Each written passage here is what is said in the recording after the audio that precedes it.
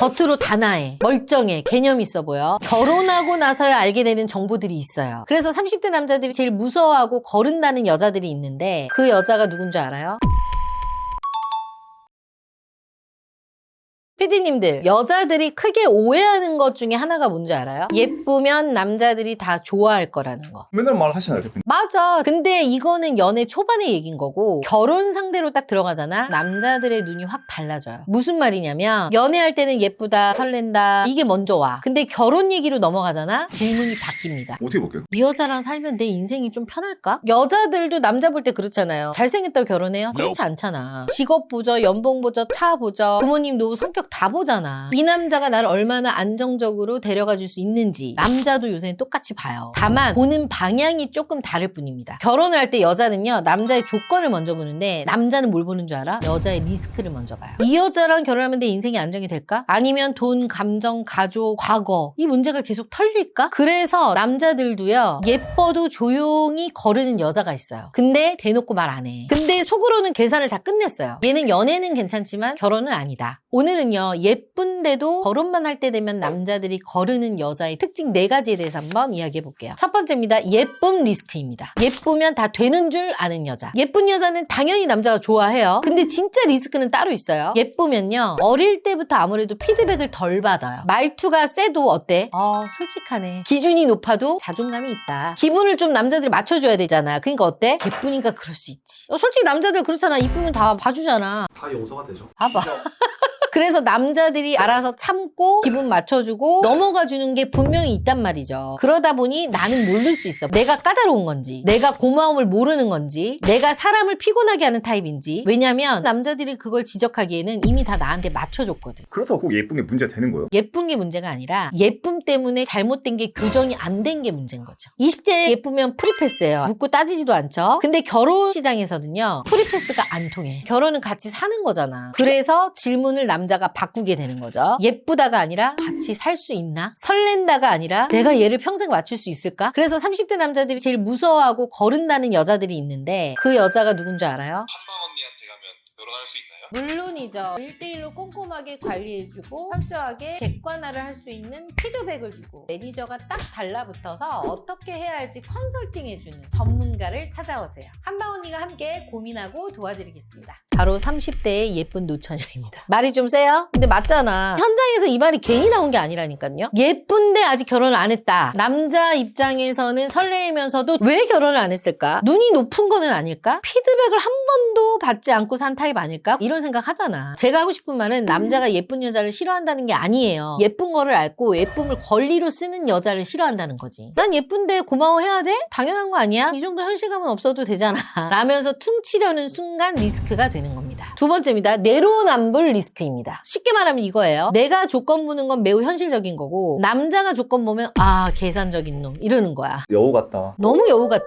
근데 본인은 남자는 키 180에 삼성 정도 다녀야 되고 차는 벤츠 이상 돼야 되고 집도 있어야 돼. 부모님 모두 다 돼야 돼. 남자 집안은 하나하나 샅샅이 꼼꼼히 물어보면서 본인 집안 이야기를 물어보면 뭐라 그래? 남자가 왜 그러니? 그리고 남자 연봉은 현실이라고 하면서 여자분 나이 많고 경제력도 이거밖에 못 모아놨잖아요. 얘기하면 뭐라 그래? 무례하다. 이게 바로 남자들이 극혐하는 내로남불입니다. 그래서 제가 하는 말은 조건을 보는 게 문제냐? 그게 아니라는 거예요. 결혼인데 당연히 조건 봐야죠. 문제는 한쪽만 조건을 볼 권리만 있다고 생각하는 거. 근데 이게 왜 발생했을까요? 연애에서 똑같았기 때문이야. 나는 동아리 오빠를 만나도 인맥이잖아. 남자친구가 여사친을 만나면 어때? 수상해. 나는 남사친이랑 연락해도 친구야. 근데 남친이 여사친이랑 연락하면 어때? 너 선 넘었어. 나쁜 피디님들 솔직히 이런 건 당한 적 있어 없어?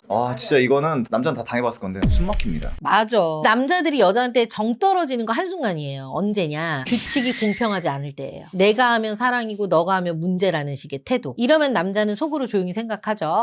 결혼하면 평생 내가 피고인이 되겠구나. 이 사람 기준에서 나는 평생 설명만 해야 되는 사람이구나. 남자는요 계산하는 여자를요 무조건 싫어하는 건 아니에요. 같이 현실을 봐주는 여자를 오히려 좋아하는 거죠. 근데 본인은 다 계산하면서 남자만 계산한다 하면서 욕하는 여자를 싫어하는 거지. 본인은 자유를 원하면서 남자는 또 자유를 통제하는 거. 이건 결혼 상대로 리스크가 큰 거죠. 세 번째입니다. 정보 비대칭 리스크입니다. 말이 어려운데요. 쉽게 정리하면요. 한쪽만 중요한 정보를 알고 있는 상태인 거야. 그게 무슨 말이야? 중고차로 따지면 침수차 같은 거지. 겉으로는 멀쩡해 보여요. 광도 나고 막 시동도 걸리고 외관만 보면 전혀 티가 안 나. 근데 말해주지 않으면 전혀 모르는 치명적인 문제가 안에 숨어 있는 거예요. 결혼도 똑같습니다. 겉으로 단아해, 멀쩡해, 개념 있어 보여. 결혼하고 나서야 알게 되는 정보들이 있어요. 그런 게 있어요? 유흥업소에서 일했던 과거, 정리가 안 된 남자 관계, 반복된 술자리 문화, 숨겨둔 빚, 가족 문제 등등. 이런 게 결혼에 터지면 남자는 견딜 수 있나요? 못 견디나요? 못 견디지. 과거가 있는 여자가 다 전부 문제라는 게 아니에요. 누구나 과거는 당연히 있죠. 진짜 문제는 남자가 결혼 전에 알아야 될 것들을 결혼하고 나서 알게 된 거. 그러니까 남자는 그걸 알게 되잖아. 그러면은 그 과거 자체보다 이런 생각을 하게 돼. 나를 속이고 결혼을 하려고 했던 거구나. 이 사람은 중요한 거를 정말 숨길 수 있는 사람이구나. 아, 이거 무섭다. 이런 생각 들겠죠, 당연히. 생각해봐. 침수차도 사고 이력이 문제가 아니야. 사고는 날 수 있어, 차니까. 침수 이력을 숨기고 정상차처럼 파는 거. 이것 때문에 화가 나는 거잖아.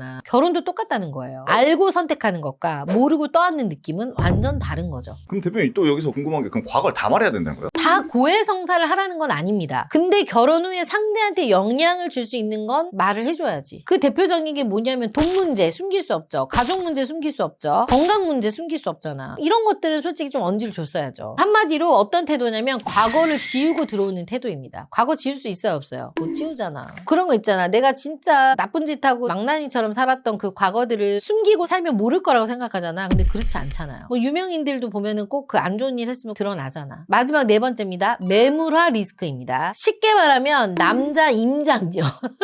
봐봐, 부동산 임장 다니듯이 남자 임장을 다니시는 여성분들이 있어요. 이 남자 직장이 어디냐, 연봉이 얼마냐, 집안이 어떠냐, 부모 노후는 되어있냐, 앞으로 이 남자가 값어치가 오를 남자냐 등등. 말 그대로 남자를 매물 보듯이 보는 여자라는 얘기입니다. 조건 보는 게 문제라는 건 아니에요. 결혼인데 당연히 봐야죠, 조건은. 근데 뭐가 문제냐면 사람 자체를 보는 게 아니라 계속 비교하는 습관이 생기는 거야. 임장 많이 다니면 뭐가 생겨? 아, 또 저기가 가고 싶고 저기가 가고 싶고 계속 그러죠. 그래서 눈이 더 높아지잖아. 비교 기준이 계속 올라가는 거야. 이 집은 입지는 좋은데 구축이야. 저 집은 신축인데 뷰가 별로야. 이 집은 뷰가 좋은데 가격이 비싸. 저 집은 가격은 좋은데 학군이 별로야. 그렇게 계속 보다 보면 마음에 드는 집을 찾기가 힘들죠. 집을 못 사잖아요. 남자도 똑같아요. 이 남자 직업은 좋은데 키가 아쉬워. 저 남자 키는 좋은데 학력이 아쉬워. 이 남자 집안은 좋은데 센스가 더럽게 없어. 저 남자 다정한데 자산이 없어. 짜증나. 그렇게 계속 비교하다 보면 이제 어떻게 돼요? 사람이 안 보이고 조건표만 보이는 거야. 근데 대표님 어쩔 수 없이 비교라는 건 할 수밖에 없잖아요. 당연하죠. 근데 비교가 습관이 되잖아. 결혼 될 것 같아요? 안 돼요. 비교가 습관인 여자는 만족감이란 게 없어요. 뭘 가져도요, 옆집이 더 좋아 보여요. 남자들은 이런 여자를 귀신같이 알아보죠. 이 여자는 나랑 살 사람인가? 아니면 평생 나를 다른 남자랑 비교할 사람인가? 이 생각에 드는 순간 남자들이 정이 떨어지죠. 그러니까 남자는 조건 매물로 보면서 본인은 사랑받고 싶어하는 여자들이 있다고요. 이 조합이 남자들이 제일 피곤해하는 리스크입니다. 오늘 얘기를 정리하자면 남자는 예쁜 여자를 싫어하는 게 아니에요. 예뻐도 리스크가 크면 결혼 상대에서 빠진다는 거죠. 피디님들 제가 오늘 이 얘기했는데 공감 가죠? 완벽합니다. 여기서 제일 심각한 리스크는 뭐야? 일단 아구정 피디님 몇 번이 리스크인가요? 첫 번째 예쁜 리스크. 역시 예쁜 리스크네. 우리 피디님은요? 결혼을 해서 살고 있으니 정보 비대칭 리스크. 현실적이네.